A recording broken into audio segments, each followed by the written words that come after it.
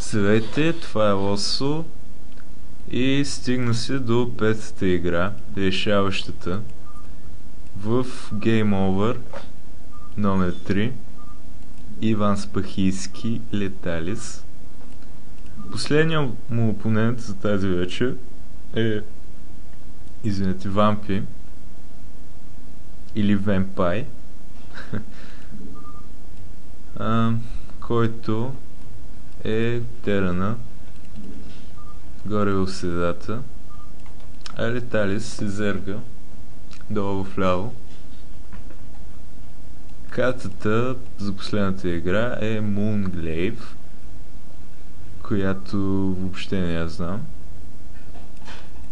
Гледал съм една-две игри, но не мога да кажа много неща за нея. Знам само, че експанда на зерга е тук. А този на терана, предполагам, тук. Картата е за 3 човека. Така, виждаме първия supply, няма проксито, бързи враки. Виждаме първия overlord, няма бързи полове. Да се надяваме, че това ще стане една интересна игра, че ще компенсира за всички останали от тази вечер. Ето е първата барака.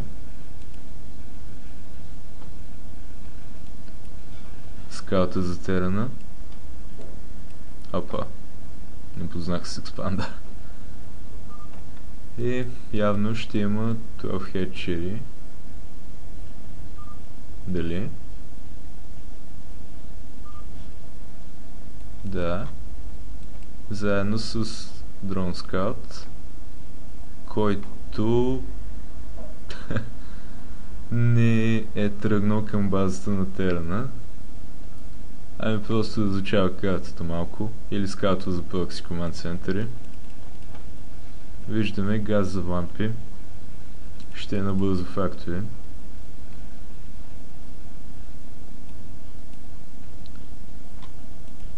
Както видяхме първата игра, Зерга прави 2 дрони преди спълни пола. Малко по-добре икономика дава. Ето е дроната. Вижда гъста. Надявам се. И се надявам да я контрира, като сложи трето хетчери тук някъде за да блокне. След това газ.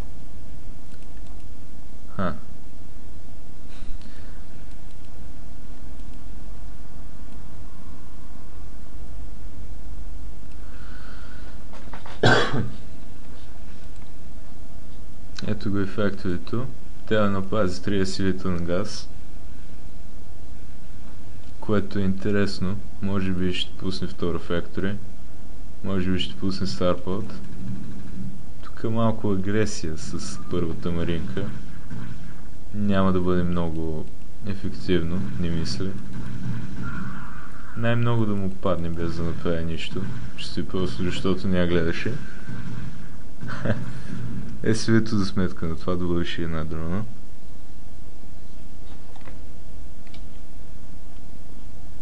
Първите 2 кученца, жабки, линкчета.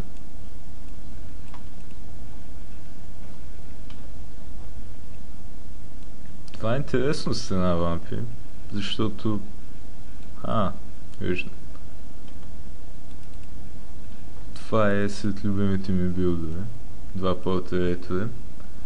Но по принцип, когато го правиш, е напълно задължително да имаш стена на рампата. Защото тези марини може би не ви прави впечатление, но доста го забавят всъщност.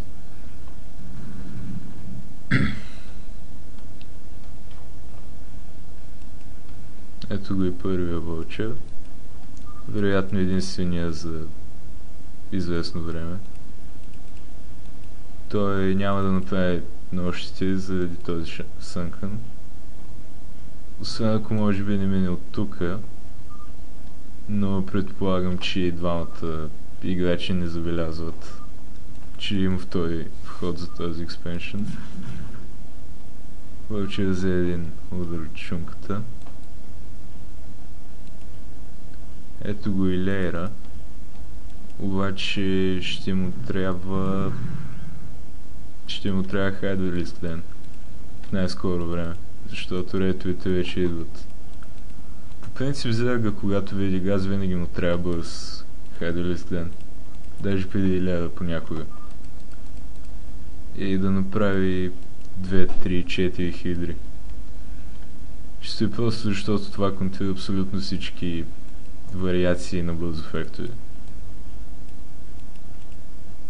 Но в случая нямаме хайдерлист ден. Чак сега вижда рейтовете, но вече съплава му е в червено, по всяка вероятност. Ето, че умира и втори Оверлорд. Може да се развият нещата доста зле за Леталис, по всяка вероятност ще стане така. Ще зависи най-вече от това как Вамп ще се справи с рейтовете си. Виждаме, че търси оверлорди. И явно не му е стигнал 1 сантиметър, за да види тези двата.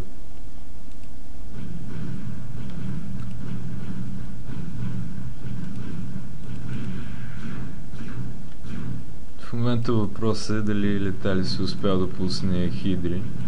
Да, ето е първата. Ето е втората. Сега, след като има хидри, може да си пази оверлордите.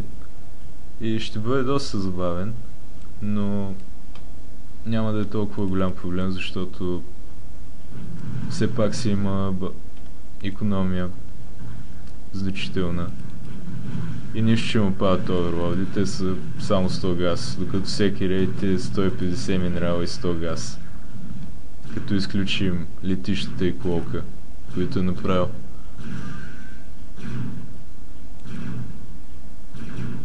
Виждаме, че сега трепи дрони. Няма лошо, доста хубаво даже.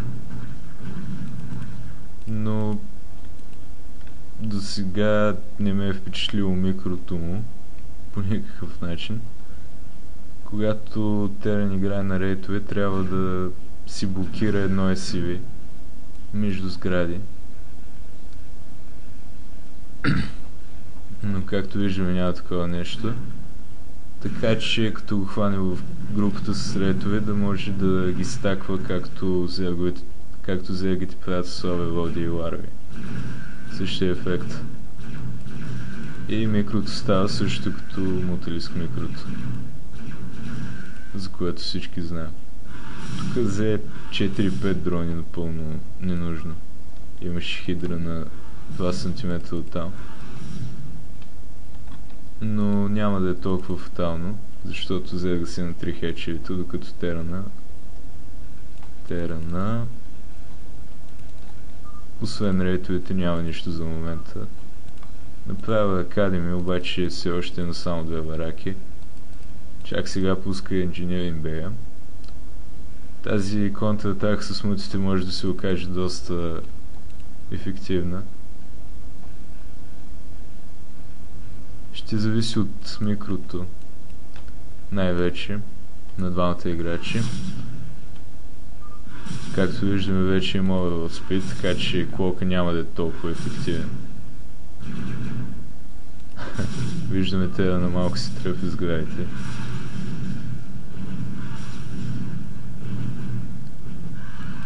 Ами, тук като че ли Зерга можеше да довърши играта доста лесно, ако си беше взел още няколко оверлода, но той взе само един, който беше отрепан от рейтовете и успяха да останат клокнати, така че мутите трябваше да избягат. Така, Леталис си прави мути, прави си дрони, докато Терана прави експеншън. Не съм съгласен с този ход. Трябваха му 3 бараки и няколко турета вместо този експеншън. Така че да може да се пази от мъст, както се сещате.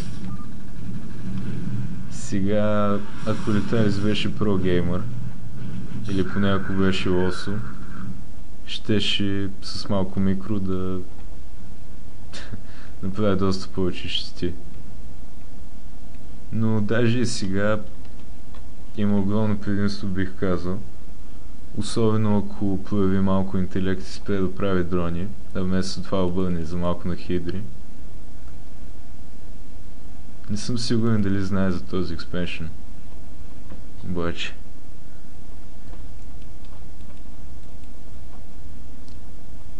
Но както виждаме в MP има едно плюс